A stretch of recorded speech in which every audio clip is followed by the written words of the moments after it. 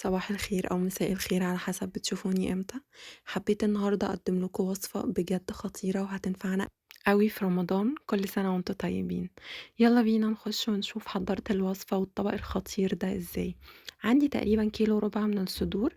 حاولي وانتي بتنقي الصدور تنقي الصدر الكبير علشان لما يجي يستوي لسه هيكش شوية. عملت لها محلول نقع لترين من المية، معلقتين من الملح، معلقتين من السكر، واي اعشاب عطرية، وشرايح من الليمون والبرتقال. نقعتها ساعة تقريبا، بعد كده غسلتها كويس قوي ونشفتها كويس قوي، شلت اي زوايد فيها او اي زوايد جلدية او دهنية، وحاولت اخليها بالشكل اللي انتوا شايفينه ده.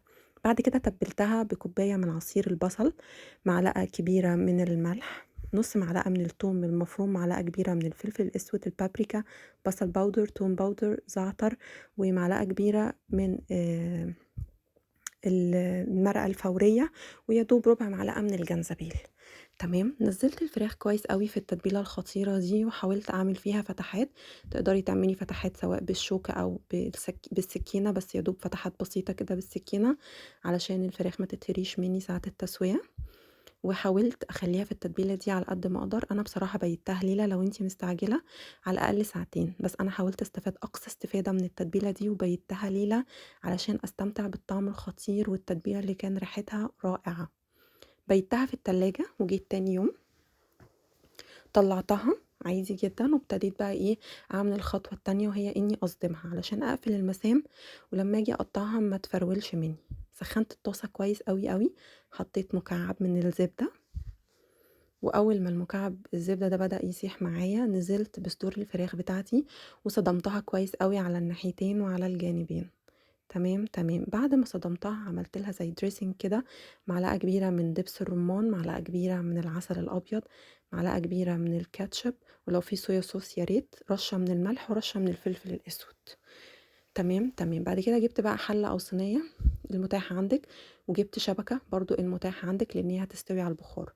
جبت حلة سوري صينية، حطيت فيها مية مغلية تقريبا لتر، وشوية من التتبيلة دي، وحطيت فيها الفراخ بتاعتي اللي انا صدمتها كويس قوي وقفلت المسام بتاعتها.